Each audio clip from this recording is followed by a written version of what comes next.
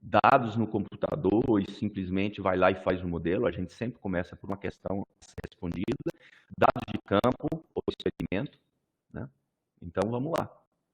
Primeiro, sempre uma questão respondida. Essa questão a ser respondida tem que ter significado biológico e prático. Segundo, sempre são coletados dados de campo ou de experimentos, né? Isso aí pode ser experimento de campo, experimento de laboratório, experimento de casa de vegetação, tá? No caso da Covid-19, não são experimentos, mas o pessoal coleta dados de como a epidemia se comporta, né, na vida real para fornecer parâmetros aos modelos. Então, esses dados de campo, esses dados observacionais ou de experimento, eles sempre são transformados em parâmetros. Mais adiante, eu vou dar exemplos do que são esses parâmetros, tá? Basicamente, são números, né? São variáveis que a gente usa para colocar nos modelos, certo? Aí sim, você utiliza esses números baseados em dados de campo, tá? Para alimentar, é o jargão que a gente usa, alimentar os modelos matemáticos. Em seguida, a gente precisa validar esses modelos, ou seja, o que eu fiz, ele representa, ele simplifica o suficiente a realidade, mas ele representa o que eu quero responder daquela realidade. Isso tem que ser validado. Eu vou mostrar depois para vocês um exemplo de validação. E, por fim, se você confia naquele modelo, se ele é baseado em dados de campo, né? Se ele foi validado e você confia nos resultados, você pode utilizar o modelo como ferramenta. O modelo matemático é simplesmente uma ferramenta para responder aquela questão inicial. E aí eu pretendo mostrar para vocês como que a gente faz isso na vida real, que tipo de questão que a gente tem tentado responder ao longo dos anos e questões relevantes, né? No caso aqui, para o HLB dos sítios. E é basicamente esse processo aí que eu apresentei para vocês, é basicamente igual em qualquer área. Então, o pessoal que faz modelagem para a Covid-19, eles fizeram exatamente isso aí. Tá? Começaram com a questão, por exemplo, quais os cenários da Covid-19 mais prováveis no país X, Y ou Z, pegaram dados da epidemia, transformaram em parâmetros, colocaram esses parâmetros no modelo matemático e estão tentando usar esse modelo para responder questões práticas, ok? Mas o que são modelos, né? Na verdade, você pode dizer que eles são representações da realidade, mas o mais correto seria dizer que eles são simplificações da realidade, tá? Geralmente eu começo apresentações de modelo com uma imagem, tá? De uma praia. Eu gosto muito de praia, infelizmente a gente não está podendo ir no momento, né, em nenhuma praia, mas eu sempre pergunto, o que é que vocês estão vendo nessa imagem? O que é que vocês estão vendo? Normalmente as pessoas respondem, eu estou vendo uma praia. Outros respondem, eu estou vendo o mar. Outros respondem mais detalhadamente, eu estou vendo areia, estou vendo a água do mar, eu estou vendo nuvem, estou vendo céu, estou vendo vegetação, tá? Todas essas respostas estão corretas. No entanto, a resposta mais correta é que vocês não estão vendo uma praia, vocês estão vendo a fotografia de uma praia, tá? A fotografia de uma praia é simplesmente um modelo em duas dimensões de algo que existe em três, ou melhor, que existe não, que a gente experimenta em 3 ou 4 dimensões, se você considera o tempo que você passa na praia, tá? Então, uma fotografia de uma praia é simplesmente o modelo dessa paisagem que vocês estão vendo, tá? É um modelo bidimensional de uma realidade quadridimensional, certo? A gente poderia dizer isso, fotografia é uma simplificação da realidade. Não sei se todo mundo está de acordo, mas é uma maneira de ver o que é uma fotografia, uma simplificação da realidade.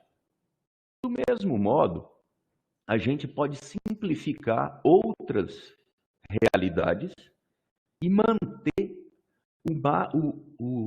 as informações que a gente precisa dessa realidade. Por exemplo, aí vocês estão vendo uma paisagem. Vamos chamar isso de uma paisagem. Pode ser uma representação de uma paisagem. Se a gente pensa, por exemplo, num campo, você pode pensar nesses quadrados e nesses triângulos como áreas de diferentes culturas ou plantios de variedades diferentes e assim por diante, tá? Vocês estão vendo triângulos, vocês estão vendo quadrados, mas eu gostaria de chamar a atenção para vocês de que essa paisagem específica, ou esse tipo de paisagem que vocês estão vendo, teve uma simplificação matemática há milhares de anos atrás por um grego muito famoso. Então, eu espero, seria muito interessante se a maioria de vocês reconhecessem o modelo matemático utilizado para simplificar aquela paisagem. Vocês já reconheceram? Não? E se eu falar de Pitágoras? Todo mundo está lembrando? A soma do quadrado dos catetos é igual ao quadrado da hipotenusa. Esse é um modelo matemático, tá? Que simplifica essa paisagem que vocês estão vendo. Então, vocês estão vendo aqui, ó, o quadrado maior é o quadrado da hipotenusa. E os dois quadrados menores dessa paisagem são os quadrados dos catetos, tá? Então, Pitágoras simplificou esse tipo de paisagem numa equação matemática, num modelo matemático. Então, é isso, basicamente, que é o trabalho de quem faz a modelagem matemática. A gente procura simplificar uma realidade de uma maneira que você utilize fórmulas matemáticas ou procedimentos computacionais para, no caso aqui, simplificar paisagens. E eu estou reforçando paisagens porque a gente vai falar mais disso adiante, tá bom? E de que realidade que a gente está se preocupando no momento, tá? Eu vou falar aqui do HLB, que é a sigla para Huanglongbing. É um nome chinês. E aqui começa o primeiro paralelo entre a Covid-19 e o HLB, né? São doenças que foram primeiramente detectadas na China, tá? Esse é o primeiro paralelo entre essas duas enfermidades, tá? E o que significa Huanglongbing? É a doença do ramo amarelo, tá? Mesmo quem não está familiarizado com cultivos de laranja, pode observar que essa planta não está normal, tem um ramo ali que está destoando da planta. Então, existem outros sintomas, mas isso aí seria o básico e foi o que deu origem ao nome da doença.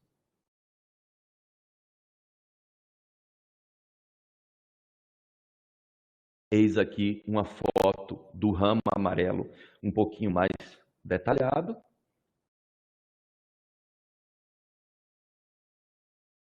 E esses ramos amarelos normalmente contêm essas folhas em que vocês estão vendo que o verde não é normal, né?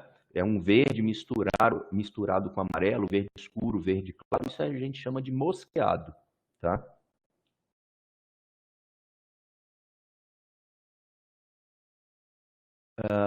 E a consequência da infecção são esses frutos pequenos, tortos e de cor irregular. Vocês veem aí 4 frutos de laranja na mão de uma pessoa. o que não é normal. Normalmente, na mão de uma pessoa cabe um fruto de laranja e não 4. Então, o prejuízo é muito grande, tá? Causado por essa doença. Ela não chega a matar a planta, mata economicamente, mas demora muito tempo para matar a planta.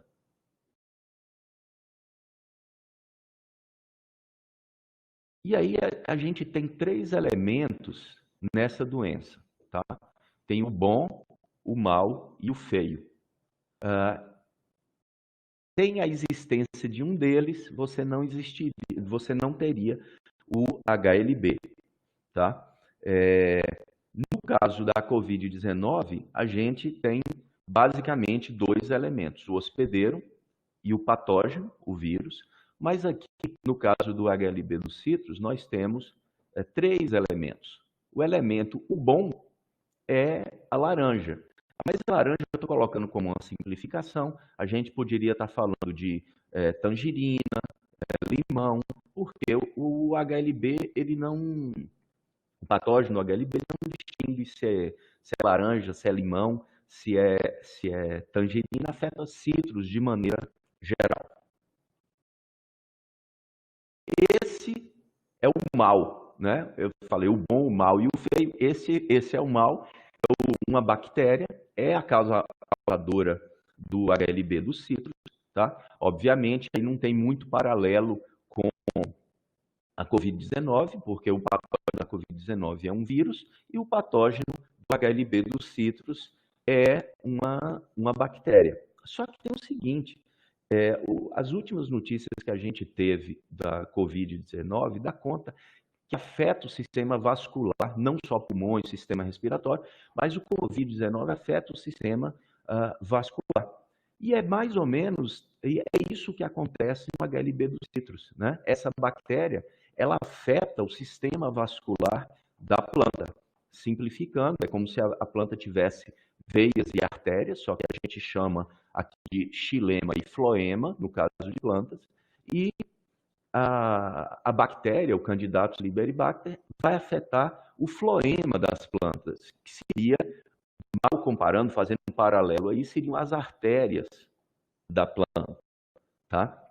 Só que para chegar no floema da planta, esse agente aí, o Candidatus liberibacter, precisa do outro elo. Eu não falei que era o bom, o mal e o feio? Esse é o feio. Diaforina citri.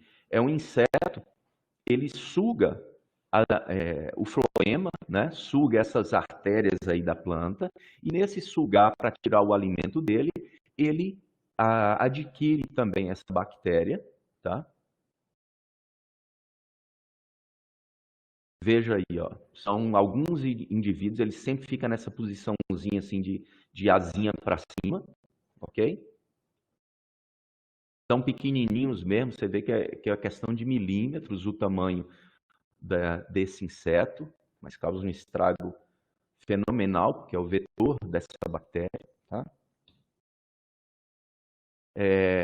A planta cítrica não serve apenas de alimento para esse inseto, ele serve de, digamos assim, ninho para esse inseto. Esse inseto coloca os ovos também nas plantas de laranja, tangerina, limão, e coloca esses ovinhos aí bem, até bonitinhos, né? Bem amarelinhos, brilhantes. E o inseto, ele precisa de brotações bem pequenas, raminhos bem pequenos das plantas cítricas, que é onde é o melhor lugar para ele fazer o ninho dele, né? Colocar aí os ovos. Esses ovos, depois de alguns dias, o inseto sai de dentro, mas sai na forma do que a gente chama de ninfa, esse bicho feio que vocês estão vendo aí. Por isso que eu falei que era o bom, o mal e o feio, né? Não parece assim, quase como se fosse um crustáceo, né? Essa forma ninfal do inseto, e ele vai evoluindo, ele passa em 5 fases do que a gente chama de estágio ninfal, né? Mas ele continua sugando a planta. Ele suga na forma de ninfa e na forma de adulto. E nesse sugar, ele vai se transformando, só que aqui é um outro elemento, ele suga não só plantas cítricas, mas ele suga também esse tipo de planta que vocês conhecem, a murta de cheiro, a gente usa muito em, em como ornamental, né? Em jardins, paisagismo, etc. Tem gente que usa para fazer uma caipirinha um pouquinho mais amarga, utiliza a folha da murta, tá? Mas é um excelente hospedeiro para a Diaphorina citri. E seja em citro, seja em murta, o inseto vai se desenvolvendo até chegar na forma de adulto de novo. E esse adulto já, já ele sugou como ninfa, né? Adquiriu aquela bactéria, está lá dentro da boca dele, no sistema circulatório também do inseto, a bactéria circula no inseto, então esse inseto vai transmitir aquela bactéria por toda a vida, tá? Vejam que aqui tem uma diferença muito grande entre HIV e Covid. O coronavírus ele não precisa de um vetor, ele passa de um hospedeiro para outro, de um ser humano para outro, né, nas gotículas, né, da respiração, na hora que a gente fala, ou então quando você pega um lugar que tenha o coronavírus e toca o seu rosto, termina se contaminando. Quem faz esse papel aqui na transmissão do HLB é esse inseto, tá? Então, mas o que que acontece? Qual é a diferença aí? Humanos são seres que se movimentam, tá? A definição de ser humano, né, necessariamente inclui a vida social e a gente está sempre se movimentando. No caso aqui das plantas, que são fixas, você precisa do elemento móvel. Quem faz essa mobilidade é esse inseto, tá bom?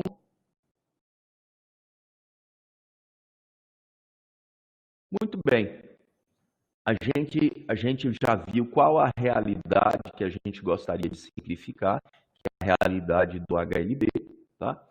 E a gente, como eu falei, precisa responder alguma pergunta para começar a fazer a modelagem matemática, né? Trabalhar com a biomatemática. Então, qual que seria essa pergunta a ser respondida? E a gente vem tentando responder algumas perguntas relacionadas ao HLB desde 2011, né? Infelizmente, com algum sucesso na resposta. O que acontece, gente, é que a gente tem pomar de citros no Brasil inteiro. 88% das micro-regiões possuem pomares comerciais de citros, certo? No entanto, o HLB, ele está restrito no Brasil, ele está restrito ao chamado Centro-Sul, tá? Atualmente, ele está em São Paulo, Paraná, Mato Grosso do Sul e Minas Gerais, certo? Apesar disso, e do mesmo modo que a Covid-19, o HLB pode ser considerado uma pandemia. Ele, como eu falei, é originário da China, mas já está na Ásia, em todas as Américas, América Central, do Sul e do Norte, tá? Estados Unidos, México tem a doença, Cuba, né? Diversos países da América Central, na América do Sul também, né? Obviamente, mas o Brasil é um exemplo mais flagrante, mas outros países também têm, mas ainda não chegou, por exemplo, na Bahia, né? Então, a gente começou toda essa investigação pensando como que seria a disseminação do HLB no recôncavo da Bahia e como se daria essa chegada do HLB na Bahia. A gente usou o recôncavo porque, digamos assim, a região mais próxima aqui da gente, mais fácil de trabalhar, tá? E de que maneira que a gente usaria essa informação para que a doença não chegasse na citricultura baiana? Então, essa é a grande motivação, a pergunta que a gente vem tentando responder. Como fazer para que a doença não se espalhe no Brasil e, se chegar, o que a gente pode fazer a respeito? E, como eu falei, a gente tem que juntar aqui o bio com matemática. Dados de campo, dados biológicos com modelos matemáticos. Eu vou mostrar mais ou menos o que a gente faz, tá? Eu vou tentar explicar cada uma dessas figuras e a gente vai começar pelo modelo básico matemático que a gente usa. É um modelo que a gente chama de modelo de compartimentos, ou modelo compartimental, certo? Vocês estão vendo aí 4 bolinhas, uma identificada com o S, que é a cor verde, a outra com a letra E amarela, o outro I vermelho e o R cinza. Tá? É basicamente o mesmo modelo que se utiliza para a Covid-19. Tá? O modelo em si, a estrutura do modelo, os compartimentos do modelo não são muito diferentes. A questão são os detalhes. Então, esse compartimento verde é o compartimento dos indivíduos saudáveis ainda, ou dos indivíduos suscetíveis, ou seja, todos os indivíduos que podem pegar a doença. No nosso caso, plantas, no caso da Covid, são os seres humanos. Tá? Vocês estão vendo ali idade 0, idade N, tá? É porque no caso do HIV, e parece também no caso da Covid-19, existe uma maior tendência a ter doença em determinadas faixas etárias. Só que no caso do HIV é diferente da Covid. No caso da HIV, as plantas mais jovens têm a tendência a pegar a doença mais fácil do que as plantas mais velhas. Parece que no caso da Covid-19 é o contrário, né? As pessoas mais velhas são mais suscetíveis do que as pessoas mais novas, ou pelo menos mostram a doença de uma maneira mais intensa. Então, em verde é o compartimento de todos os indivíduos que podem pegar a doença. Em amarelo é o compartimento dos indivíduos que já pegaram a doença, mas ainda não estão transmitindo aquela doença. Ok? Em vermelho é o compartimento dos indivíduos que pegaram a doença e já estão transmitindo aquela doença, já são capazes de transmitir a doença para o grupo em verde, tá? O compartimento cinza, ou R, a gente chama de, para o HLB, a gente chama de removidos, tá? No caso da Covid-19, são os recuperados. Vocês já ouviram essa terminologia no dia a dia, aí, nos noticiários. Não sei quantos já foram recuperados, certo? Então, a gente tem aqui sempre a notícia dos infectados na Covid, que é a bola vermelha, e também tem a notícia dos recuperados, que é a bola, a bola cinza. No caso do HLB, é diferente, tá? No caso do HLB é diferente, porque vocês estão vendo aqui, ó, taxa de mortalidade. No caso do HLB, os removidos são indivíduos, ou são plantas, que foram retiradas porque estavam muito doentes. É uma possibilidade para o HLB, obviamente, não é uma possibilidade para a Covid, né? Da Covid morre naturalmente. No caso do HLB, é uma morte induzida para evitar que aqueles indivíduos transmitam para outras plantas, tá bom? E como é que fica o fluxo entre esses compartimentos? O fluxo é dado por essas taxas aqui, ó, taxa de infecção, o período de latência, que é o tempo que leva para uma pessoa pegar a doença e começar a transmitir essa doença, tá? Então, Esse modelo é basicamente o mesmo para a COVID e para o HLB, mudam os detalhes, a taxa de infecção, período de latência, taxa de mortalidade, etc. Tá certo? Mas o modelo compartimental é muito parecido. Só que vocês devem lembrar, eu falei para vocês de parâmetros, né?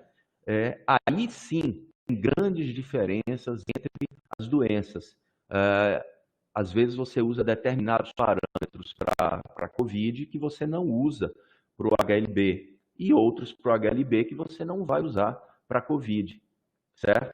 Por exemplo, normalmente para a COVID você não usa distância de disseminação, tá? Ou distância de dispersão. Por quê? Porque os seres humanos são sempre em movimento, então não faz muito sentido você modelar a distância entre indivíduos, tá? Já no caso do HLB, é muito necessário. E taxa de infecção, como eu falei, período de latência, taxa de mortalidade e assim por diante. Esse gráfico aí que vocês estão vendo mostra a nossa procura por parâmetros que pudessem ser úteis no caso do HLB. Para fazer esse gráfico que vocês estão vendo aí, a gente precisou fazer 400 mil simulações. Para fazer esse gráfico, a gente demora mais ou menos uma semana o computador trabalhando 24 horas por dia, tá? Só para eu fazer esse gráfico. Porque é uma busca intensa por parâmetros, no caso, taxa de infecção e distância de dispersão, distância mediana de dispersão, né, que possam ser aplicados num modelo e testar esse modelo. Tá? Nesse caso aí, vocês podem ver aqui a distância mediana de disseminação, tá? Aqui significa que o melhor parâmetro para isso é 1,4 quilômetros, mais ou menos. Significa que 50% da dispersão do HLB ocorre de 0 a 1,4 quilômetros e os outros 50% de 1,4 quilômetros até, digamos, uns 5, 6 quilômetros, tá? De distância da planta ou do pomar infectado. Mas não basta a gente ter esses parâmetros, a gente tem que validar, ver se o modelo está funcionando. Então, a gente pega esses parâmetros, coloca no modelo, tá? E compara com dados de campo, tá? Esses dados de campo, vocês estão vendo aí nessas bolinhas amarelas, certo? Essas bolinhas amarelas representam a quantidade de pomares infectados numa determinada fazenda. E a faixa que vocês estão vendo em azul representam as nossas simulações. Tá? 95% das simulações caem nessa faixa azul. Então, se as bolinhas amarelas estão caindo na faixa azul, significa que as nossas simulações com aqueles parâmetros estão adequadas. Tá? É como se a gente estivesse validando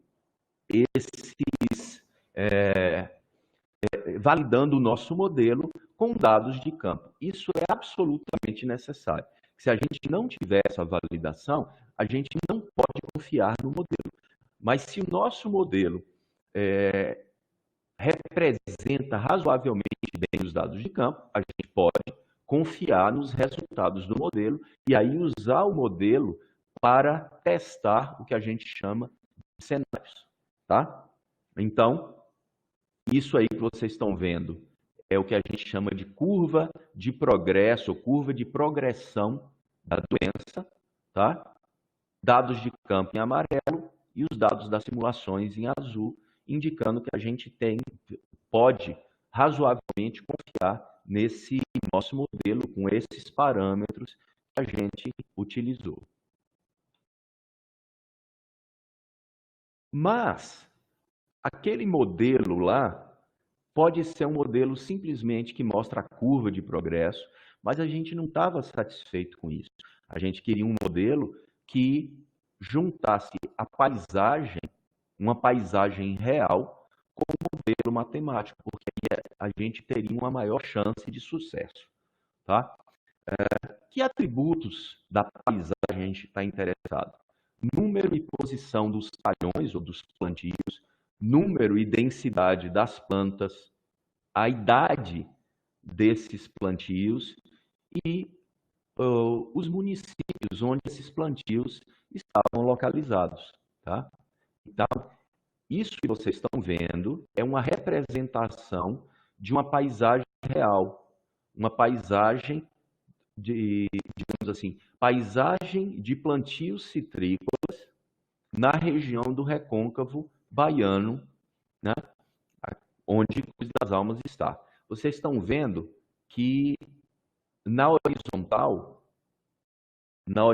vocês têm a distância oeste e leste e na vertical a distância sul-norte, tá? Em metros. Ou seja, é uma paisagem, isso aí representa uma paisagem de 25 por 25 quilômetros, mais ou menos, certo?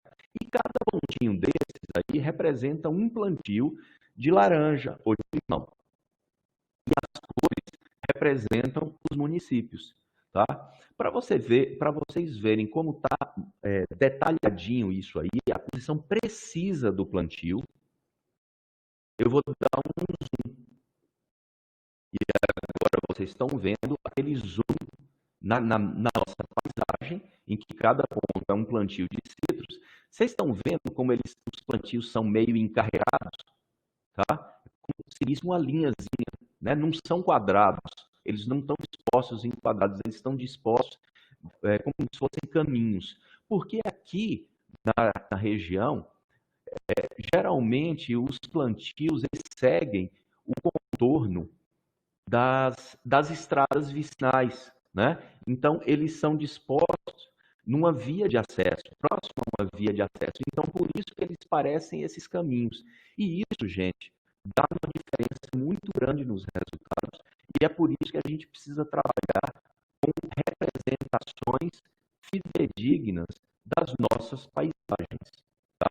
Então, a gente trabalhou com essa representação aí da paisagem citrícola do recôncavo da Bahia. A gente, nesse caso aqui, não precisa se preocupar com outros plantios, porque o HIB dos citros, ele só afeta citros, tá? Ele não vai afetar, por exemplo, feijão. Então, a gente não precisa se preocupar com plantios de feijão, a gente só precisa se preocupar com plantios de citros, tá?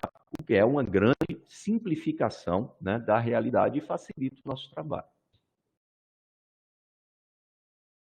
E agora eu queria mostrar para vocês aplicações desses modelos que a gente vem trabalhando. Uma das aplicações é a amostragem, tá? É a amostragem. Aí essa figura mostra como se fosse um plantio de citros, tá? E as partes em vermelho e amarelo, o que a gente chama de esquema de amostragem. A gente queria saber qual a maneira mais eficiente de detectar o HIV em um determinado plantio de citros. Então, a gente simula esses esquemas de amostragem, fazendo um paralelo com a Covid-19. É como se a gente utilizasse o modelo da Covid para saber quais os grupos ou quais os locais que devem ser feitos testes, sejam eles os testes rápidos ou o teste de PCR, para detectar os indivíduos, as pessoas que estejam infectadas pela Covid-19. O paralelo é basicamente o mesmo, tá? Tentar achar quem está infectado para tomar as providências necessárias. E o que que a gente encontrou, tá? Vai passar? Passou, tá. A gente testou diversos esquemas de amostragem e avaliou a eficácia, tá? E a eficiência. A eficácia é encontrou ou não encontrou a doença, e a eficiência encontrou na quantidade real, tá? E a gente fez essas comparações. Vocês estão vendo aí, eu só destacando 3 esquemas de amostragem. O RW20, o borda dupla e o borda simples. O RW20 é o esquema que estava sendo proposto há muito tempo para detectar o HLB, tá? Mas a eficiência, a eficácia dele não é muito alta, tá? É exemplificado pelo esse 0,54 aqui que vocês estão vendo. Ao passo que a gente determinou que o esquema de borda simples, ou seja, simplesmente correr ao redor, correr não, percorrer ao redor do cultivo, avaliando planta por planta, a gente determinou que fazendo isso, a eficiência aumenta, a eficácia aumenta, então a gente pode detectar mais precocemente aquelas plantas que estejam afetadas pelo HLB dos sítios, e aí tomar as providências. Isso é importantíssimo, por exemplo, em locais em que a doença ainda não existe, tá? Ou seja, quando ela aparecer, tem que ser detectada o mais rápido possível. Então, a Agência Estadual de Defesa Agropecuária, a DAB, já está utilizando esse esquema nas avaliações, tá? Então, já tem uma aplicação prática esse, é, essa avaliação, esse resultado com modelagem. A gente já sabia que o HLB ocorre mais nas bordas, mas a gente determinou qual que seria a eficácia e a eficiência desse tipo de amostragem, tá? E aí vai ser incluído em planos de contingência. Mas a gente precisa também saber qual o melhor esquema de amostragem na região como um todo, né? Tem o esquema dentro do plantio e o esquema na região como um todo. A gente testou mais de 20, tá? Esquemas. Eu estou mostrando aí para vocês só 4 tipos de esquema de amostragem que poderia ser utilizado para buscar o HLB ou plantas com HLB na região do recôncavo baiano. Vocês vejam que até esquema de amostragem seguindo a BR-101 nós testamos, certo?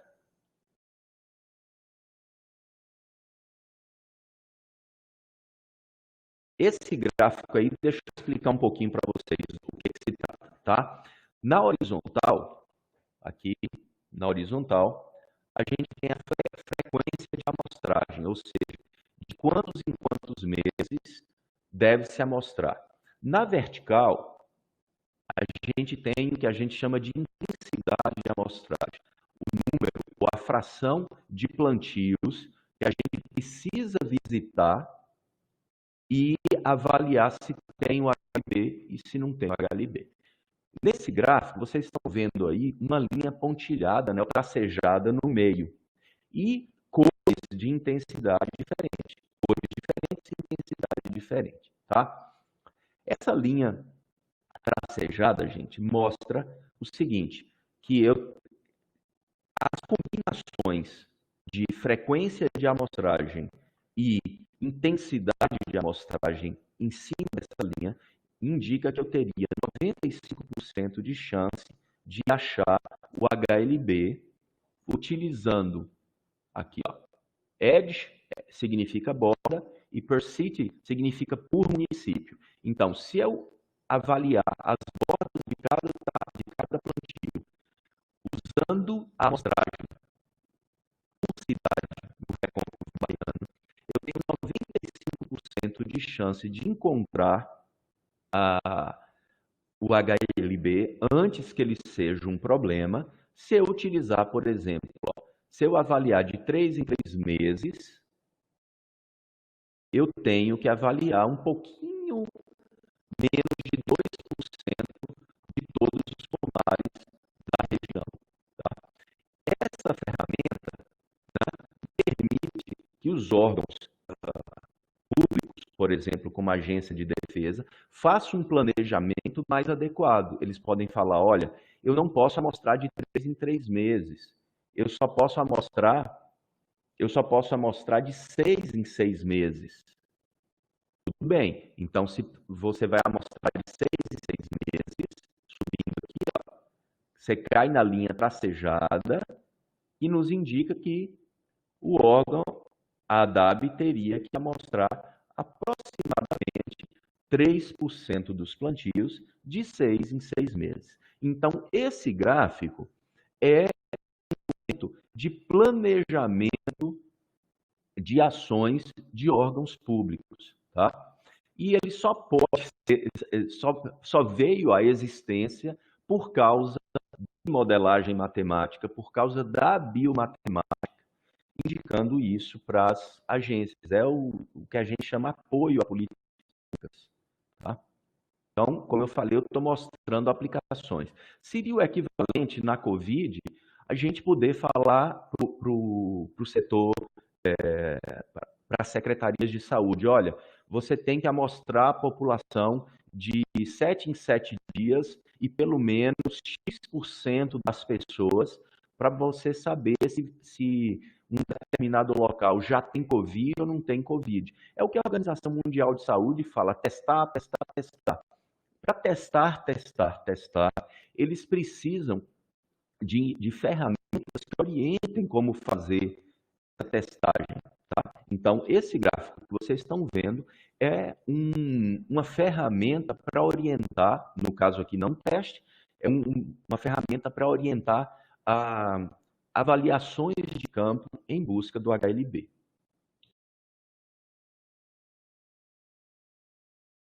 Outro exemplo são de uso da biomatemática, né, e desses modelos que a gente desenvolveu, é a análise de cenários. Tá? Não se importem muito com a parte de baixo, que está em roxo. Vou falar da parte de cima, esses gráficos da parte de cima.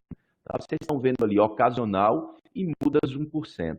O ocasional significa o que aconteceria se tivesse uma infecção ocasional de HLB no recôncavo baiano.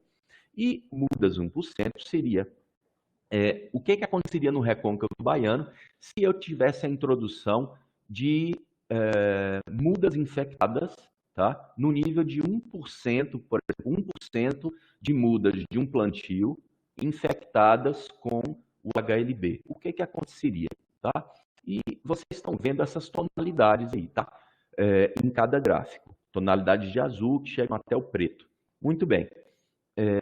Os nossos modelos, eles não são determinísticos. Esses modelos aí não são determinísticos. Significa que sempre que eu testar, fizer uma simulação, eu vou ter um resultado diferente. Tá? Varia um pouquinho, mas vai ser diferente. É o que a gente chama de modelo probabilístico. Existe uma probabilidade de acontecer algo naquela simulação. A simulação não vai ser sempre igual. Tá? E essa probabilidade aí a gente representa com essas tonalidades de cor. Então, simplificando, quanto mais escuro, maior a probabilidade de acontecer aquele cenário. Tá? Então, vocês veem também que nesses gráficos vocês têm linhas tracejadas. Essas linhas tracejadas, ó, no ocasional, ela cai ao redor de 0,4, que é o equivalente a 40%, e no mudas 1% cai no 0,6, que seria 60%. É uma diferença muito grande. Por quê? Porque esses gráficos aí indicam fração de pomares afetados. Então, uma coisa é você ter 40% de pomares afetados ao final de 5 anos, e outra coisa é você ter 60% de pomares afetados ao final de 5 anos. Esses cenários aí, se a gente fosse passar, por exemplo, para a Covid-19, seria o equivalente a gente testar qual o efeito daquele casamento em Itacaré, com aquela concentração de pessoas que terminaram se infectando, qual o efeito do casamento de Itacaré no desenvolvimento da epidemia de Covid-19 na Bahia. Tá? É basicamente a mesma pergunta. Qual o efeito da introdução de mudas infectadas em uma quantidade, veja que não é tão alta, mas uma quantidade razoável, na região do recôncavo baiano? E o efeito é muito grande. E então isso aí mostrou que a agência de defesa, né, da Bahia que se preocupar principalmente com a circulação de mudas vindas de outros locais. Tinha que se preocupar com a circulação de possíveis mudas infectadas. Tá? Você poderia fazer outro paralelo. Tá? A circulação de mudas ou transporte de mudas infectadas equivaleria ao transporte intermunicipal que, por exemplo, aqui na Bahia não é permitido em locais que tenham a Covid-19.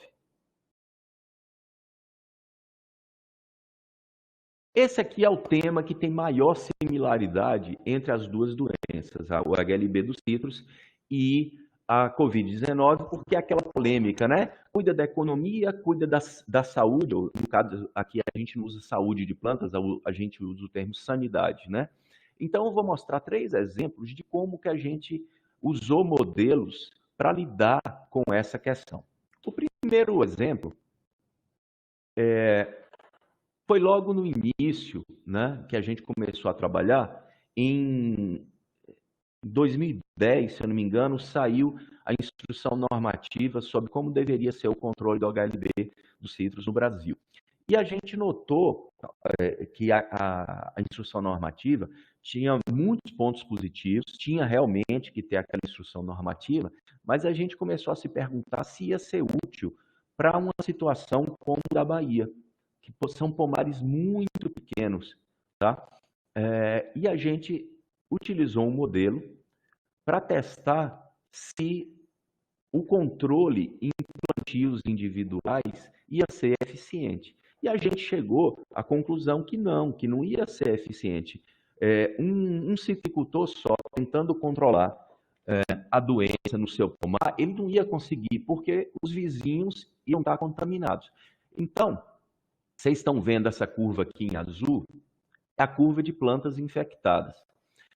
Fazendo um paralelo com a Covid-19, nós nunca conseguiríamos achatar a curva de infecção do HLB trabalhando em pomares individuais.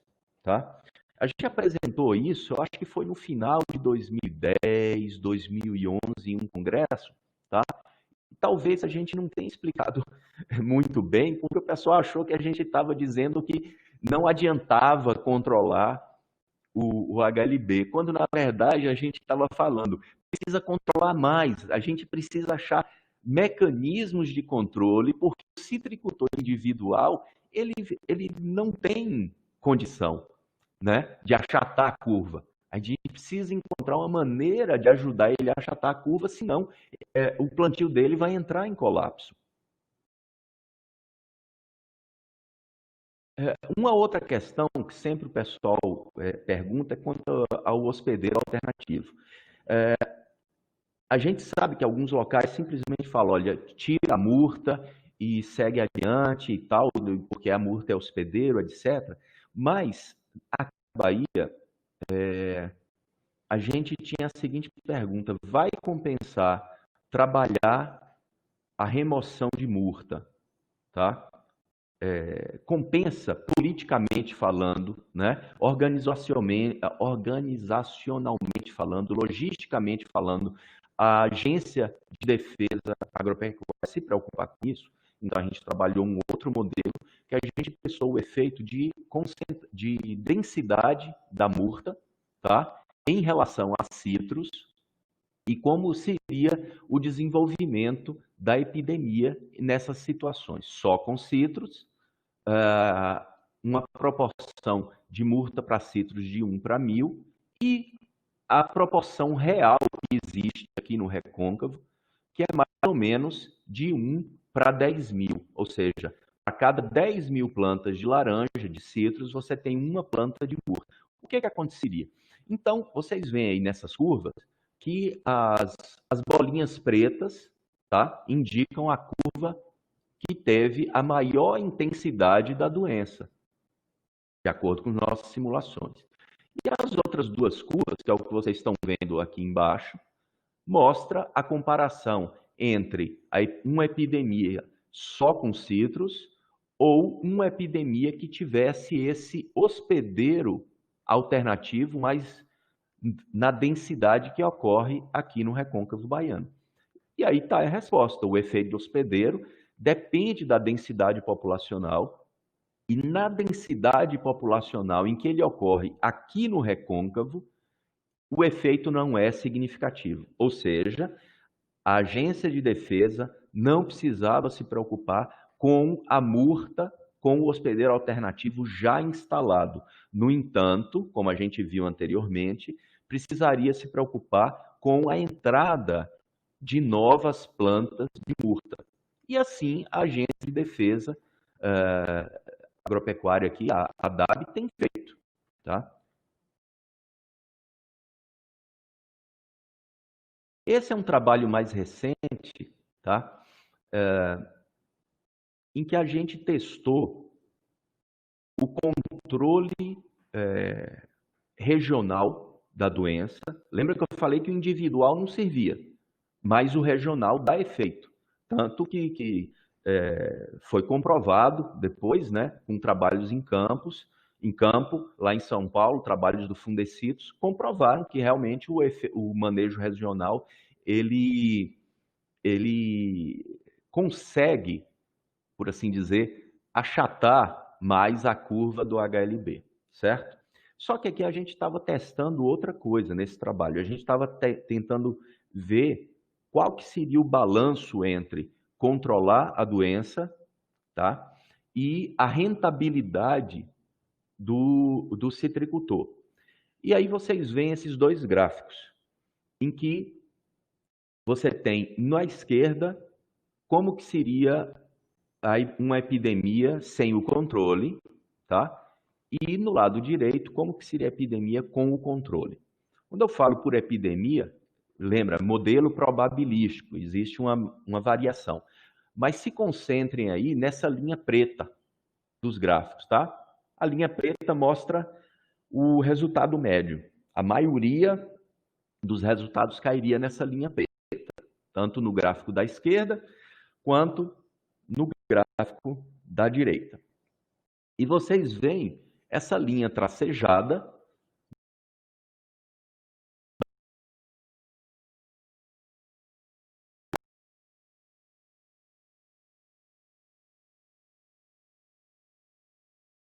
inseticidas para controlar o vetor. Com o controle, com o manejo regional, tá? Você tem sempre uma maior probabilidade de que a região permaneça com plantios rentáveis. Ele sempre vai, a linha preta sempre permanecendo abaixo do limiar, tá? No gráfico da esquerda, que é o sem controle, quando chega ali no quinto, sexto ano, é que rompe o limiar da rentabilidade. Então, o que que acontece? Normalmente, os citricultores olham o que está acontecendo e falam, poxa, principalmente se for planta mais velha, tá? que já está produzindo mais e é menos digamos, suscetível ao HLB. Tá? O citricultor olha e fala assim, poxa, mas eu não vou arrancar essa planta. Ela está produzindo, está rentável, né? Só que ele não percebe o que está acontecendo no primeiro, no segundo, no terceiro ano.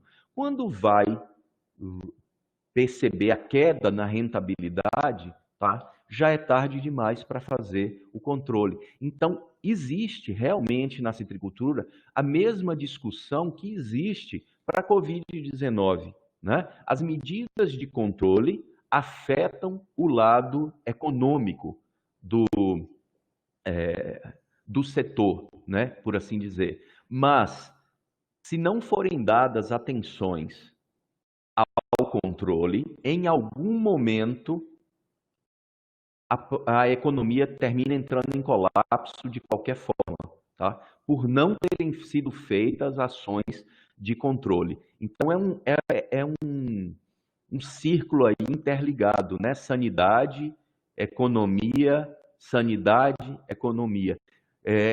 São questões de curto, você tem a questão sanitária e econômica no curto prazo, mas você também tem a questão sanitária e econômica no longo prazo, tá? Então, também no HLB existe esse balanço muito tênue entre sanidade e economia que a gente tem visto em discussões sobre a Covid-19. E no nosso caso, as simulações, né, os nossos modelos ajudam a, a resolver alguns aspectos relacionados a isso. Tá? A gente pode utilizar também, a gente já viu que manejo individual não funciona, mas a gente pode utilizar os modelos, a biomatemática, para tentar otimizar manejos regionais. E aqui só um exemplo de uma coisa que a gente fez aqui no Recôncavo da Bahia, né? Esse ocasional aqui que vocês estão vendo, sem Hogging, para quem não sabe, Hogging é o processo de cortar as plantas doentes, tá? De remover plantas doentes. E isso é, em agricultura, isso é uma prática relativamente comum, tá? Então a gente tem que testar. Então, ocasional sem Hogging significa uma infecção que começou ao acaso no recôncavo e nada é feito, tá? E os outros dois casos seria o que aconteceria com a epidemia se eu removesse um pomar quando ele chegasse a 0,5% de plantas afetadas e plantasse ou não plantasse, tá? Então a gente fica testando esses cenários. E a gente chegou à conclusão que o cenário do meio, 0,5% sem replantio, era o único que poderia dar algum efeito significativo, não tanto, tá? Então, é um cenário que a agência estadual analisa, por exemplo, quanto à viabilidade de implementar vazio sanitário no futuro, se o HLB chegasse na Bahia. Tá? Digamos assim, comparando com a Covid, valeria a pena fazer o lockdown ou não? Tá? Seria essa comparação. E a gente usa os nossos modelos para informar os agentes da ADAB, né, e de outras agências, se for o caso, quanto à viabilidade de determinadas ações. Basicamente, o que o pessoal que trabalha com modelagem do Covid tem feito em relação com a relação com as secretarias de saúde, Ministério de Saúde, etc. E aí eu queria falar um pouquinho para vocês de paisagem sintética, tá? Essas paisagens sintéticas, lembra que a gente trabalhou aqui, ó, a gente pegou paisagens reais do recôncavo da Bahia, aqui vocês estão vendo na figura à esquerda, e a gente transformou os dados dessa paisagem real em paisagens computacionais, digamos assim, na direita. A gente já falou sobre isso. Mas a gente pode fazer paisagens sintéticas, tá? Paisagens artificiais. O que significa isso? Significa capturar a essência do que uma paisagem pode afetar a epidemia. Então, vocês têm ali, ó, posição dos pomares. Você pode simular uma paisagem do tamanho que você quiser, com uma posição específica dos pomares. Esses pomares podem variar em número. Vocês veem aí nas figuras do centro, ou em tamanho. Vocês vão ver, a gente vai falar disso aí nas figuras da direita. Mas a gente pode trabalhar, variar dimensão da região, o espaçamento entre as plantas, a idade das plantas em cada pomar, a intensidade da infecção primária, ou que é aquela infecção que entra no pomar, ou a intensidade da infecção secundária, aquela infecção que ocorre dentro dos pomares. Tudo isso a gente consegue simular nessas paisagens artificiais, essas paisagens sintéticas, e aí a gente pode fazer perguntas do tipo: o que aconteceria se a minha região fosse do tamanho X? O que aconteceria se o número de pomares naquela região fosse Y ou W? E se o tamanho dos pomares fosse diferente? E assim por diante, tá?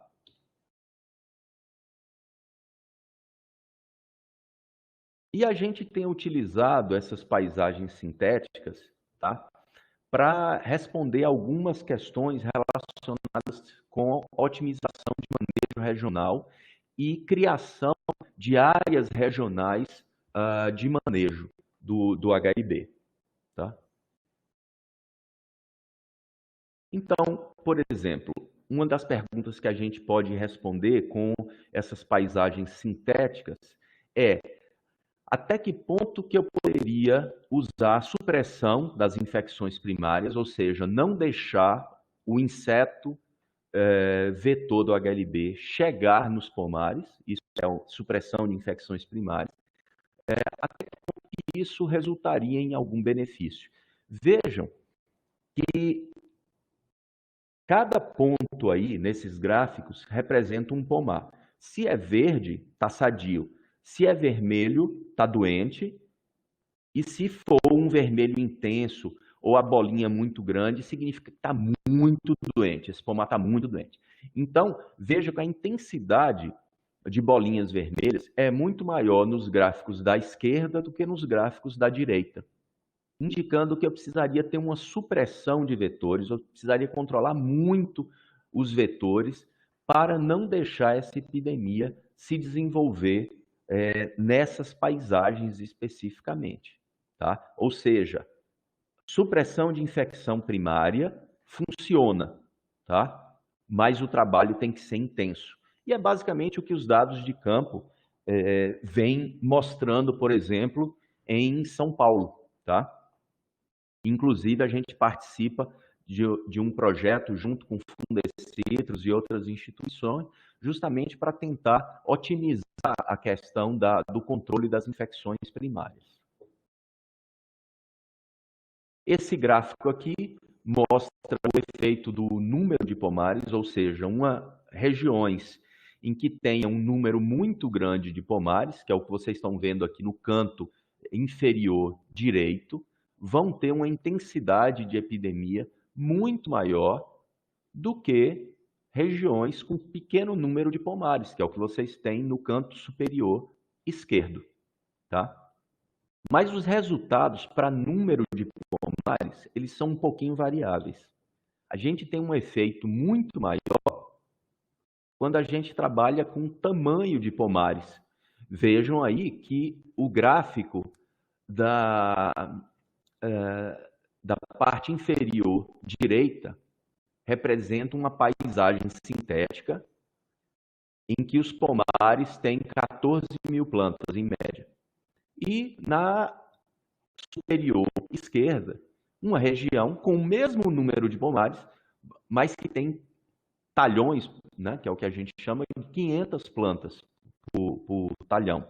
Ou seja, o efeito do tamanho dos pomares é muito maior do que o efeito do número de pomares.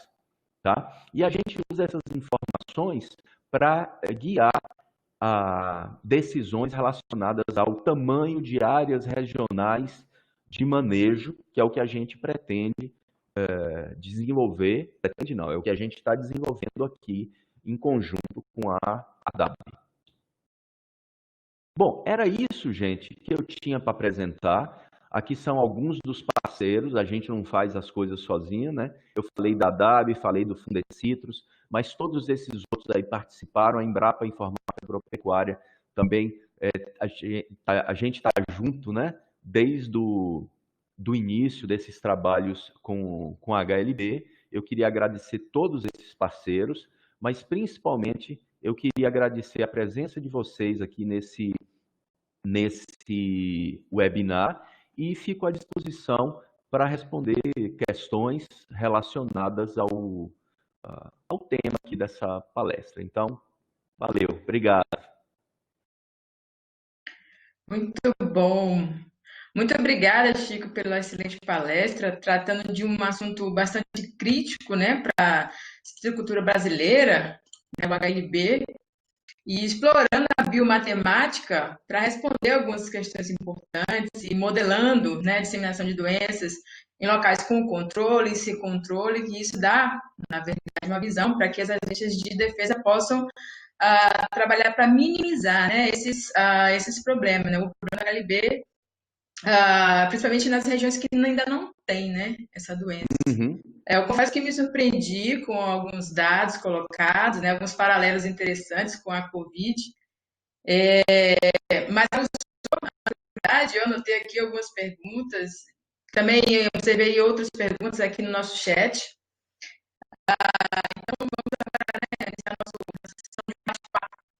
Assim, Vamos lá. quem quiser continuar fazendo perguntas, podem fazer perguntas que eu vou então transmitindo para o Chico e a gente vai então bater nesse papo aí.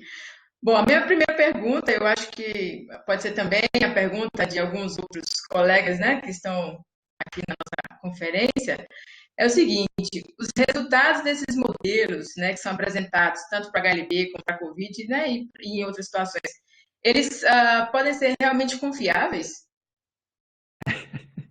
Todo mundo pergunta isso. Todo mundo pergunta isso, Fátima.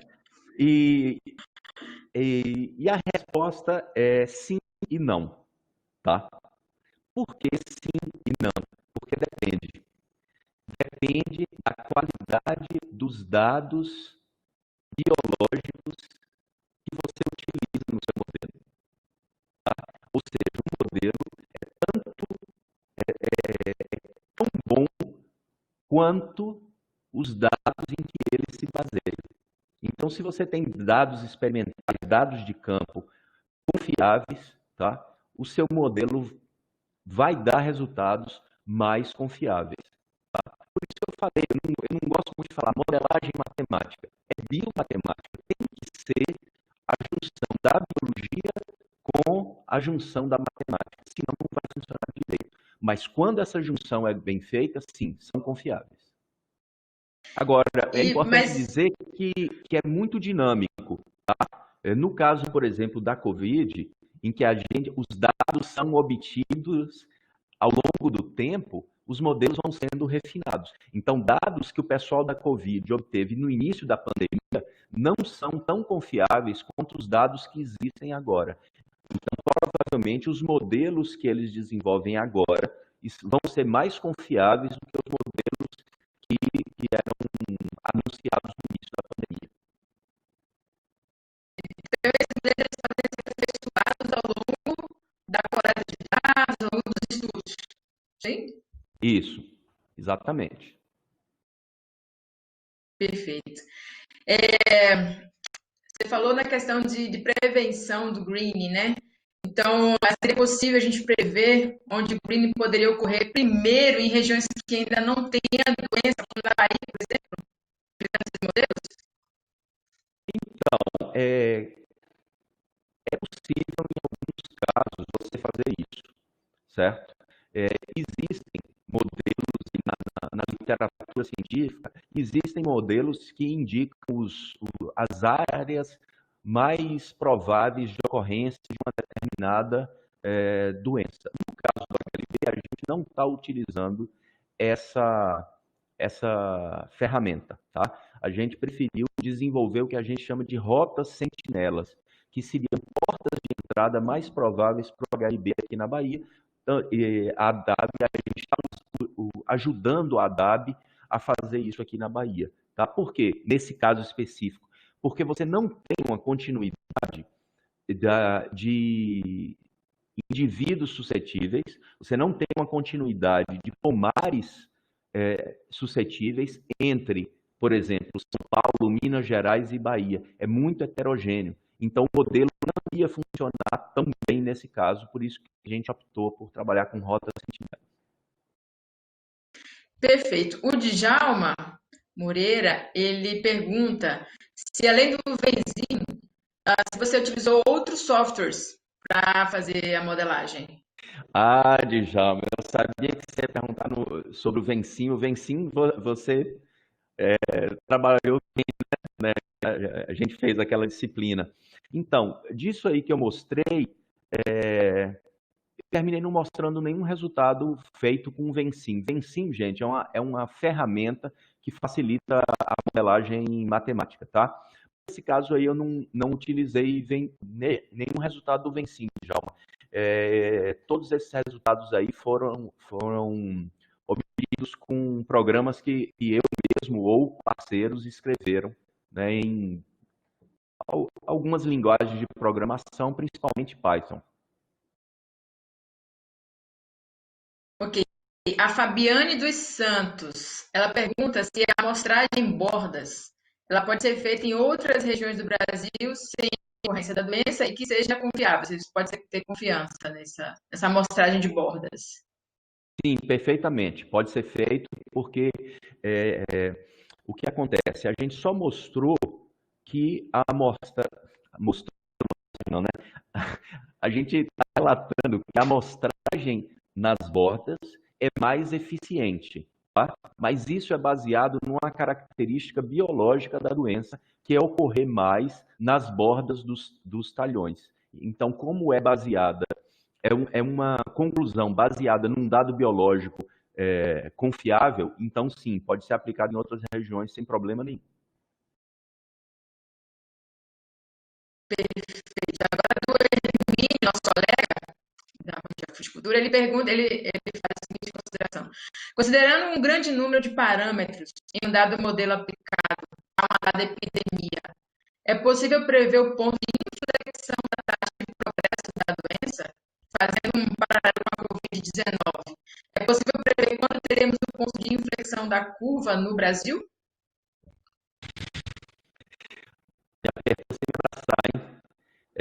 Olha só, vamos lá.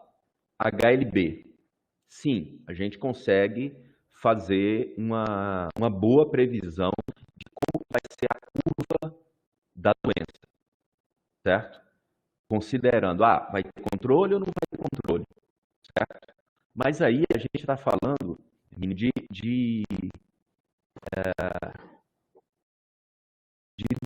decisões de um pequeno número de pessoas. Então, por exemplo, se você faz um manejo regional em que você tem ali 10 citricultores que decidem em conjunto como vai ser o manejo naquela sub-região, então é mais ou menos confiável como que vai ser o processo decisório, tá? Daqueles indivíduos. Mas no caso da Covid, é muita gente, tá? Então, o modelo só vai até o momento em que a premissa do modelo é válida, tá? Ou seja, se as pessoas ficarem em casa, vai acontecer uma determinada coisa. Se as pessoas não mantiverem isolamento abaixo do esperado, o que vai acontecer? Tá? Mas é dinâmico. A decisão minha ou sua ou da Fátima em sair, ficar em casa, usar máscara ou não usar máscara, é dinâmica. Então, aí é muito mais complicado do modelo acertar. Em linhas gerais, termina batendo. Mas é muito mais complicado do que no nosso caso com a HIV. Mas o modelo utilizado por Greening, ele é o mesmo modelo para prever a Covid-19 ou são modelos distintos? É diferente, Fátima. Veja só. A estrutura do modelo, que eu mostrei, aquelas bolinhas verdes, vermelhas, amarelas e tal, a estrutura é muito parecida mesmo. Mas os parâmetros são completamente diferentes, tá? São completamente diferentes. Então, eu diria, tem grande similaridade, mas os modelos são diferentes. E quais seriam as diferenças de disseminação dessas doenças? Do HLB e do Covid? Okay? A diferença básica, as duas grandes diferenças, tá? É que a Covid não tem um vetor, passa de humano para humano, enquanto o HLB precisa de um inseto, né, que passe de uma planta doente para uma planta que ainda não está doente. Nesse aspecto, o HLB é muito mais parecido com a dengue do que com a Covid, certo? Sem dúvida nenhuma. Esse é um ponto. O outro grande diferencial é que planta não sai do lugar e gente sai do lugar, se movimenta e aí vai transmitindo de uma pessoa para outra. Então, os dois pontos-chave. Ok. A Sueli Brito, a nossa colega da ADAB, prazer, Sueli, vê-la Oi, aqui. Sueli. Saudade dos nossos trabalhos. Ela, no início da palestra, tinha comentado que a legislação que estabeleceu os critérios para detecção e manejo do HLB é a Lei de 2008 e que está atualmente em revisão.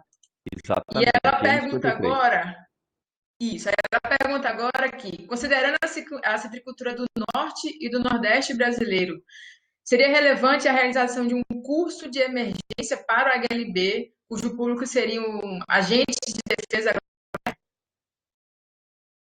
É sempre relevante, Sueli.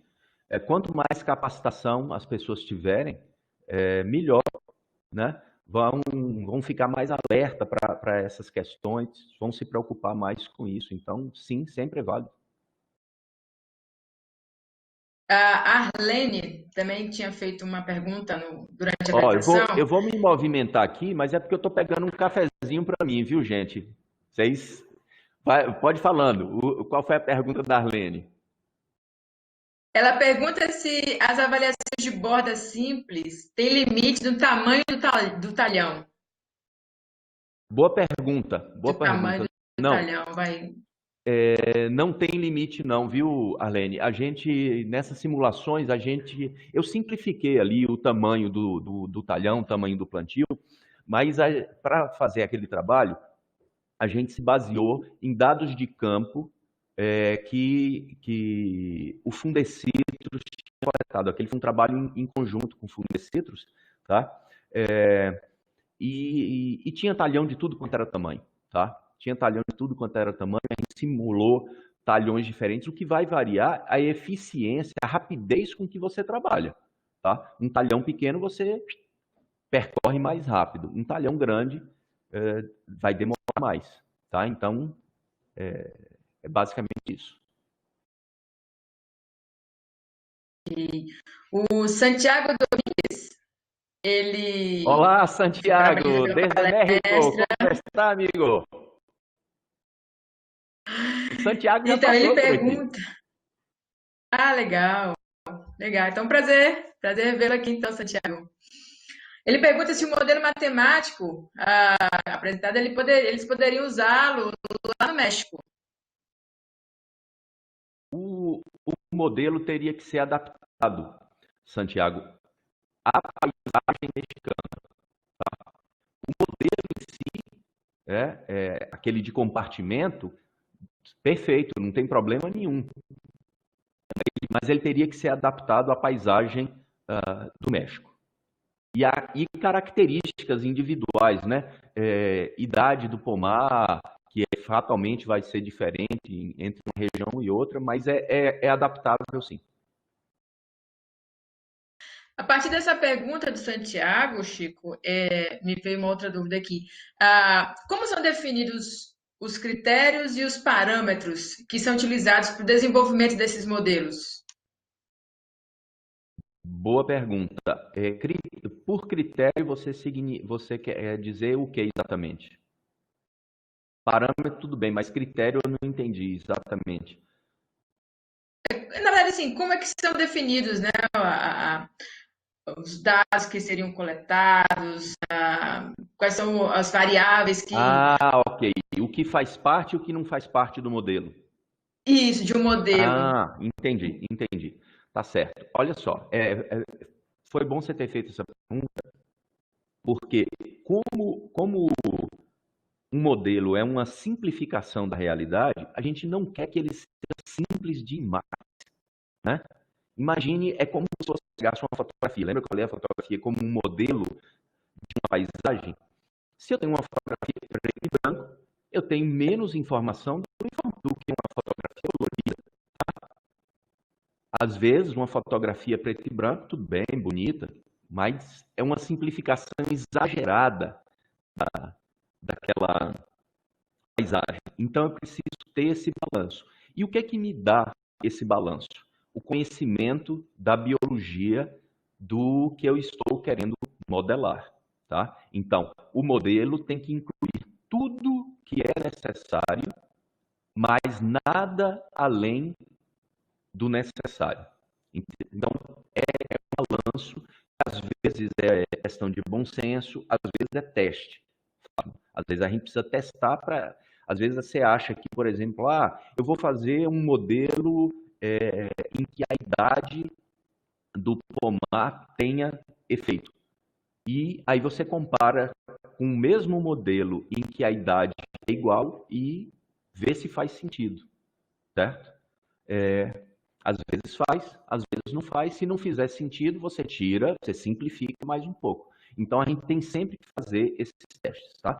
Então tem a parte biológica, tem a parte de teste, tá?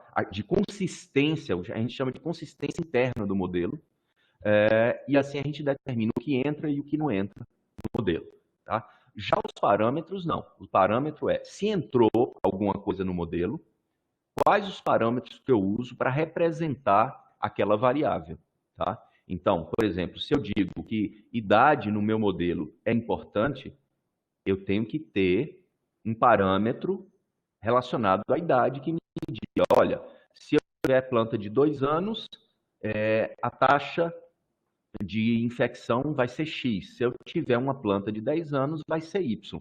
Isso tem que estar embutido no modelo. Mas é o que eu falei. Tem a parte biológica, a parte dos testes do modelo e depois tem a validação do modelo também. Tudo isso é testado. Mas tudo começa com a biologia. O Edinaldo José Ferreira, ele parabeniza pela palestra e Obrigado. a pergunta dele é mais voltada para amostragem, né? Tá. Ele fala o seguinte: a modelagem para direcionar a estratégia de amostragem é algo interessantíssimo para encontrar regiões com contaminações potenciais de TB. Contudo, no caso do Covid, precisamos saber também o tamanho do iceberg da contaminação, especialmente nos casos assintomáticos, para ter ideia da imunização do rebanho, né? Como é chamado. O exame sorológico tem sido utilizado, apesar da baixa precisão e acurácia. Nesse caso, a amostragem tradicional não é mais recomendada? Não é isso que a Federal de Pelotas está fazendo? Bom, eu não vou saber os detalhes da Covid, mas o que a Universidade de Pelotas está fazendo aí eu não saberia te responder, tá? Nesse caso específico. Mas eu vou fazer o paralelo com o HLB dos citros, tá? No HLB dos Perfeito. citros existe subnotificação também, tá? Já foi demonstrado que uma equipe de avaliação em campo, olhando só os sintomas, na média, eles conseguem detectar ao redor de 48% das plantas sintomáticas, tá? Isso é baixo. E por que que isso acontece? Porque às vezes uma planta tem sintoma, mas é uma folhinha, um raminho, ele não é visto. Então, existe essa questão de subnotificação no caso do HLB também. No caso do HLB, o que que a gente propõe para as agências de defesa? Ora, detectou um pomar com uma planta doente, tá? Você faz o repasse de todas as plantas daquele pomar 3 vezes. A gente já demonstrou, eu não mostrei aqui os resultados, mas a gente já demonstrou que você passando 3 vezes no pomar, né, no plantio, após a detecção, você aumenta a chance de detectar todas as plantas sintomáticas, tá? Se alcança próximo de 100% de detecção quando você faz três repasses de todas as plantas, no caso do HLB. No caso da Covid, a gente teria que olhar a questão de falso, eu não sei os números, tá? Mas em toda doença ocorre isso, a questão de falso positivo, falso negativo e assim por diante, para determinar qual o melhor esquema para se mostrar a população.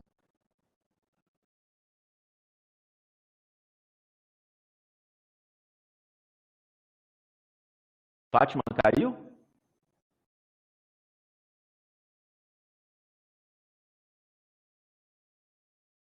Caiu, Fátima?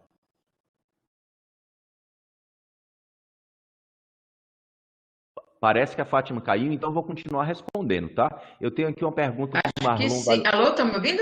Opa, agora sim. Agora sim. Deixa só responder aqui uma pergunta, Fátima, que eu já estava encaminhada. Voltou? Marlon Valentim, ele está falando aqui, ó, parabéns pela apresentação. Obrigado, Marlon. Nesse modelo, vocês também levaram em conta os fatores climáticos sobre o agente, o vetor? Ótima pergunta, Marlon. É uma pergunta que todo mundo faz, tá? Em relação aos modelos. E a resposta é não. Não levamos em conta os fatores climáticos. Por quê? Pelo motivo da minha resposta anterior a uma pergunta aí que a Fátima repassou. A gente tem que decidir o que entra e o que sai do modelo, tá? E a gente chegou à consideração, analisando os dados biológicos, tá? Que o fator climático não ia ser muito relevante, né? Pelo menos até o momento, não ia ser muito relevante para o modelo, para responder o que a gente queria responder, tá?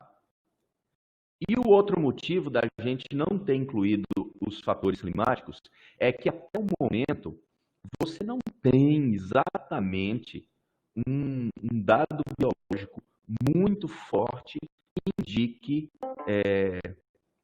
o efeito na população do vetor ou na doença. A gente sabe que tem, tá? Mas nossa decisão foi com base nesses dados que existem. Eles vão ajudar o modelo ou não vão ajudar o modelo? E a gente chegou à conclusão que eles não iriam ajudar o modelo.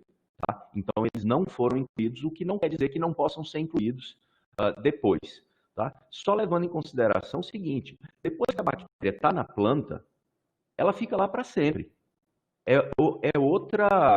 Um outro paralelo aí com a Covid é que não tem cura. Você não tem um remédio que você dá para a planta e a planta se recupera. A mesma coisa acontece, pelo menos por enquanto, até o momento, né, com a Covid nos seres humanos. Tá? Então, depois que a bactéria está lá dentro, vai se desenvolver independente do clima. Tá? Então, também é um motivo da gente não ter incluído dados climáticos, fatores climáticos nos nossos modelos.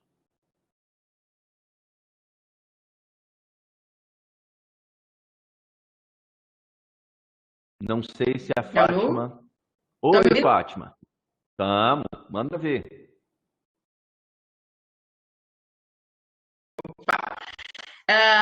O Kaique dos Santos, ele pergunta qual o impacto do intervalo de tempo entre a amostragem dos dados para estimar os parâmetros de um modelo.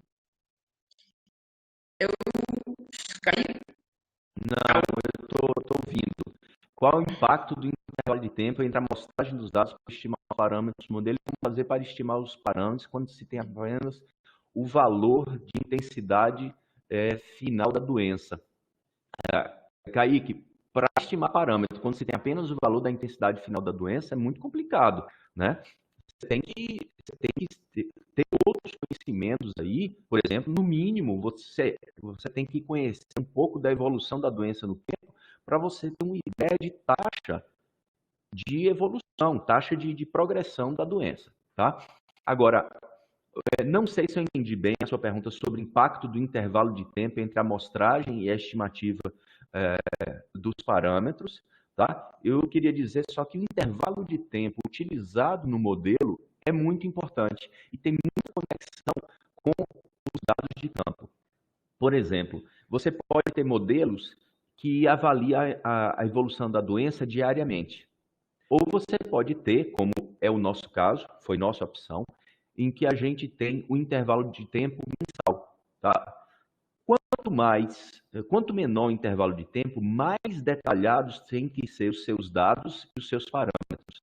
Tá? E isso influencia demais a elaboração de modelo. É o intervalo de tempo que você usa. Tá? No nosso caso, o melhor intervalo foi o intervalo mensal. Foi o mais adequado no nosso caso. Ok, a Danúzia Ferreira, ela Oi, pergunta se Danúzia. poderemos. Ela pergunta se poderemos recomendar o manejo dos pomares de cítricos de acordo com modelos matemáticos para uma menor incidência do HLB. Perfeito, perfeito, é o que a gente tem feito, tá? Uma coisa é a recomendação, outra coisa é a prática, tá? É a prática. Lembra que eu mostrei aqueles gráficos? Eu falei assim, é um trabalho mais recente que fala sobre rentabilidade, etc, etc. Então, naquele trabalho é um pouco mais detalhado do que isso, tá? A gente mostra, esse foi um trabalho junto com a Universidade de Cambridge. Nesse trabalho, a gente mostra que você tem um bom equilíbrio de controle no manejo regional se você conseguir a supressão de 90% das infecções primárias por controle do vetor, tá? Associado a uma remoção de plantas sintomáticas 4 vezes ao ano, tá? Mesmo com aquele problema de subnotificação, certo? Então, mas para chegar nessa conclusão, a gente testou várias coisas, tá? Então, sim, agora é muito mais fácil a gente falar do que ter a execução em campo. Vocês sabem disso muito bem, é muito complicado para o citricultor executar aquilo ali precisamente, tá? Mas a recomendação é possível. Ô Chico, você falou em paisagens reais e paisagens sintéticas. Qual é o conceito de paisagens sintéticas e no contexto do sistema galileu, o que seria uma paisagem, seriam essas paisagens reais e sintéticas? Você poderia falar um pouco mais sobre isso? Vou falar sim, mas antes eu queria registrar algumas presenças aqui, tá? Eu queria mandar um super abraço para duas pessoas que eu estou vendo aqui na lista.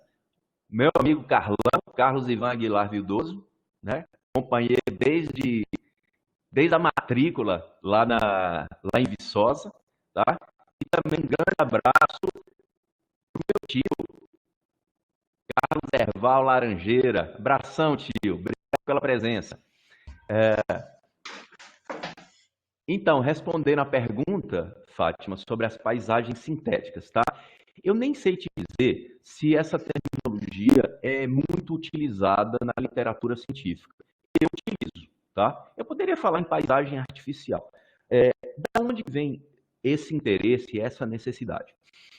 Na literatura científica mundial, mais, muito mais nos estudos de ecologia do que nos estudos de disseminação de doenças de plantas, esse conceito de paisagem, né, de ecologia de paisagens, é muito utilizado, muito utilizado.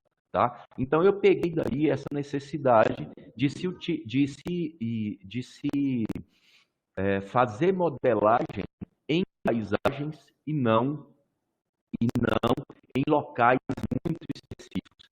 Mal comparando, seria como se a gente fosse, eu vou modelar a Covid-19 para o bairro da Pituba, em Salvador. Tá, tudo bem. Ou eu preciso modelar a Covid-19 para a região metropolitana de Salvador. É uma coisa muito diferente. Então, mal comparando, seria essa necessidade de se trabalhar com paisagens. O levantamento de paisagens reais é muito complicado, tá? E muito custoso. A ADAB sabe disso muito bem. Para fazer o levantamento da paisagem citrícola aqui do Recôncavo, levou meses, tá? E custou muito. Então, o levantamento de paisagens real é muito caro, tá? Por isso que a gente trabalha com esse conceito de paisagens artificiais, paisagens sintéticas, ou seja, são paisagens que representam a essência de uma paisagem real, mas podem ser simuladas no computador. Tá? Por isso que eu falei, qual o tamanho da paisagem? Qual o número de pomares naquela paisagem? Qual o tamanho de pomares naquela paisagem? Qual a densidade de plantio naquela paisagem? Então, resumindo, paisagem sintética é uma paisagem artificial computadorizada que sintetiza os atributos essenciais de uma paisagem real. Essa seria, talvez, a melhor definição.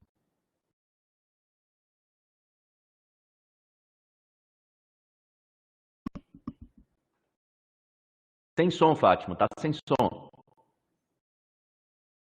Perdão. Voltou agora? Opa, agora sim. Então, nessa apresentação você falou em Rogue, erradicação de pomares, e nós sabemos que hoje nós utilizamos 28% como a linha de corte, a régua, né? 28% de incidência da HLB no pomar como a régua, a linha de corte para determinar se o talhão inteiro deve ser erradicado ou não. Com base em que legislação brasileira se adotou esse valor de 28%? Excelente pergunta. Esse 28% está na Instrução Normativa 53, tá?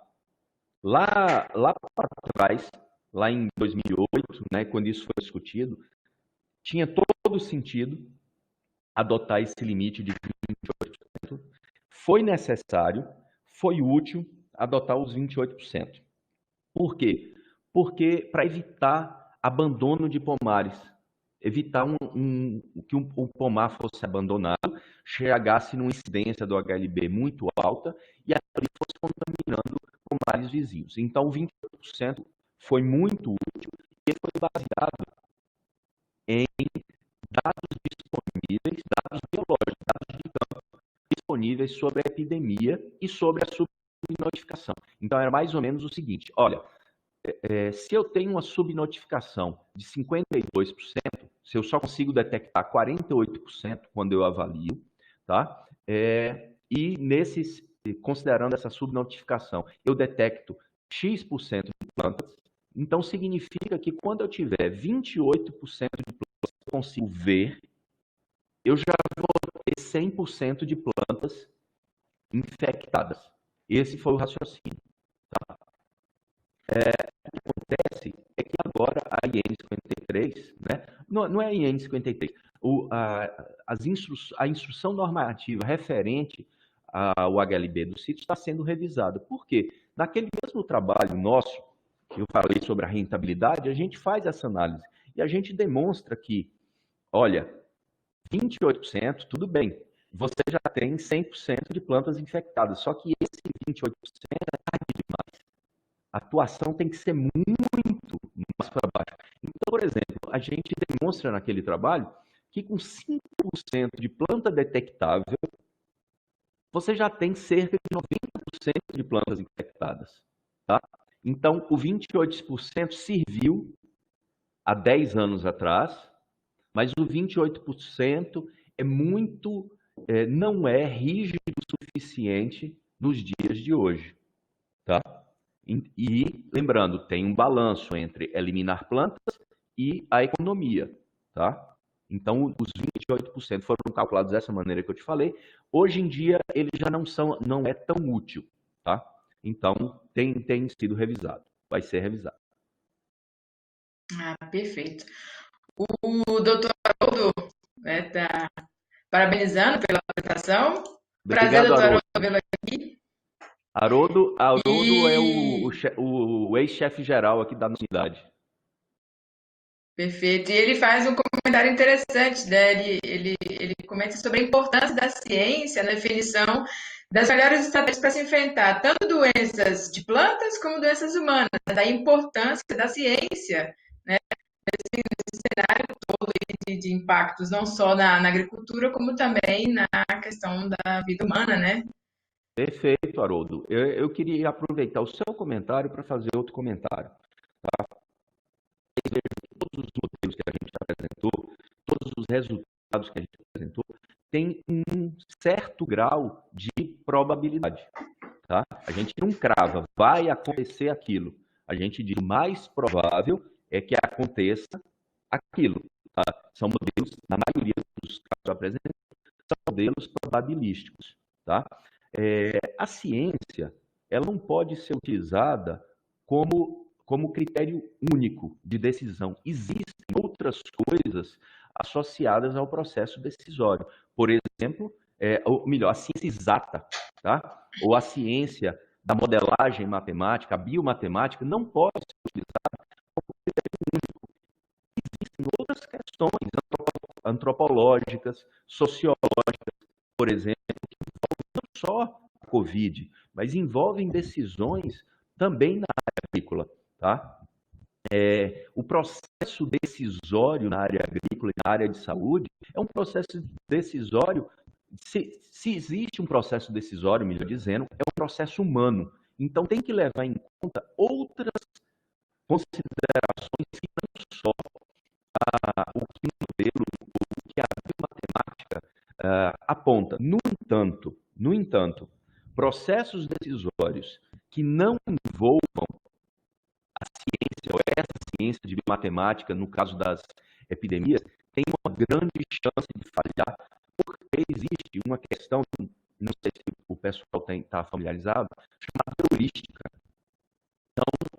São regras simples e fáceis que os humanos usam, às vezes inconscientemente, para tomar determinadas decisões. Eu poderia fazer outra apresentação sobre heurística, mas basicamente tem pontos fortes e pontos fracos.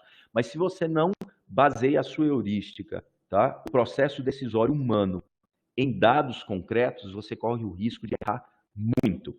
Se você baseia o processo decisório simplesmente em modelos, em dados concretos, você corre o risco de deixar de fora o lado humano, o que também não é bom. Então tem que ter esse peso entre a ciência mais concreta, tá? Mas com o lado humano. Uma coisa tem que andar sempre junto com a outra. E o que o Haroldo fala aqui é minimizar o universo R naquela bolinha dos removidos, né? Sim, o objetivo basicamente seria esse, remover tanto no caso das plantas quanto no caso dos humanos um universo de indivíduos que morrem. Perfeito. A Leilane, enfim, disse que foi um excelente comentário. E ela mais cedo tinha nos perguntado se o vídeo dessa palestra seria disponibilizado. Será sim, Leilane, essa palestra está sendo gravada e ela será disponibilizada no YouTube da unidade. A gente Pronto. vai tentar, viu, Fátima? Porque eu ainda preciso localizar onde é que estão aqui os vídeos. Mas, de qualquer forma, Elane, deixa eu ver aqui se eu acho. Eu já posso passar para vocês o link dessa apresentação. Eu mantenho tudo no Prezi, tá? E ele tem o link, eu já passo para vocês, tá? Pode fazer outra pergunta, Fátima, enquanto eu localizo aqui o link?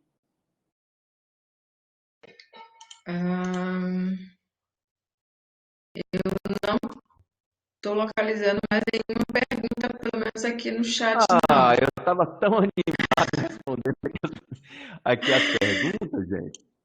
Tá? Tá um bate-papo muito, muito bom, muito interessante mesmo, muito dinâmico. Acho que, enfim, um tema bastante interessante, não só, mais uma vez, né, para a agricultura, a citricultura especialmente, mas também para nosso momento atual, né, em relação ao Covid, um bate-papo super interessante. Mas também, nós estamos chegando a quase meio-dia, né? Tem isso também, né? O bate-papo foi tão bom que a gente nem viu a hora passar, na verdade, eu nem percebi a hora passar. Aham. Eu estou providenciando aqui o. Tá aqui. Vocês, por favor, vejam aí se funciona esse link. Parece que eu caí, né, Fátima? Não, para mim está aparecendo. Estou aparecendo? Aqui para mim eu não consigo colocar o link. Pelo menos a imagem está aparecendo, a apresentação também. E minha voz? Você está ouvindo? Tô ouvindo. Voltou aqui, ó. Veja aí se esse link que eu mandei está funcionando, gente.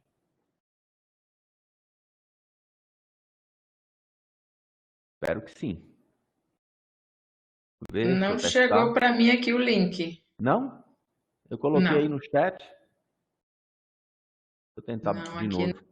não.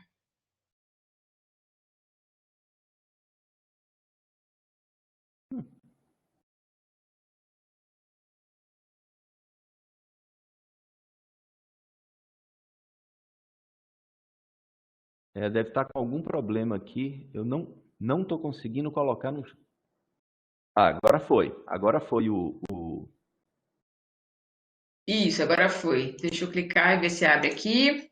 No meu tá abrindo, tá? No meu computador Isso, tá deixa eu abrindo ver aqui. aqui. Tá carregando, acho que vai abrir sim.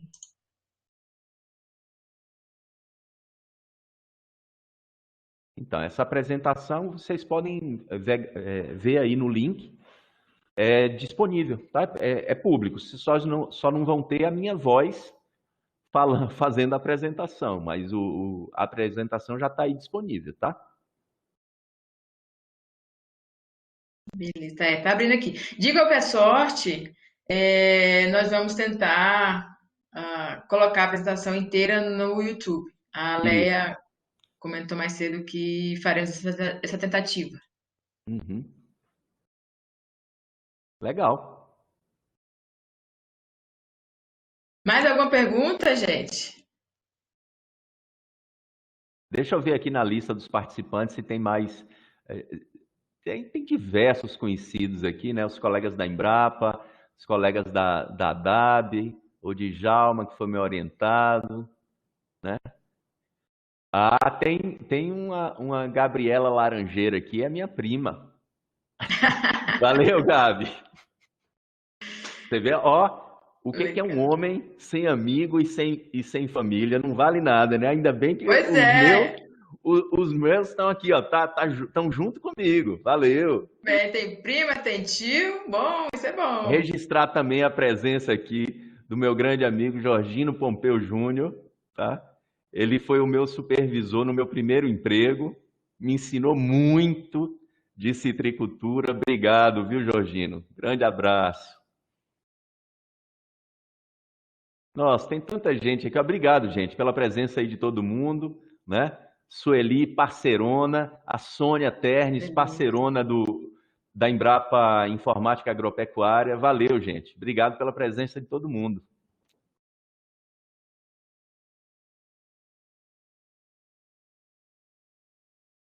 Legal. Juliana falando, essa laranjeira deixou claro que é da família. Muito bom. Muito bom. Bem, gente, estamos chegando próximo do meio-dia. Não estou vendo mais perguntas aqui, mas a apresentação deverá ser disponibilizada, né? Pelo menos os slides foram disponibilizados. Então, se tiver qualquer dúvida, pode mandar e-mail para o Chico, que Chico, enfim, vai dirimir as dúvidas, bater um papo um pouquinho Isso. mais a respeito sobre o tema, né? Então, Fiquem à agradecemos a vontade. presença de todos, foi um bate-papo muito legal. E espero vê-los nos próximos webinars da nossa unidade. E É até a isso próxima. aí. Se cuidem, fiquem seguros e até a próxima. Valeu, gente. Obrigado pela presença. Até a próxima. Tchau, tchau. Tchau.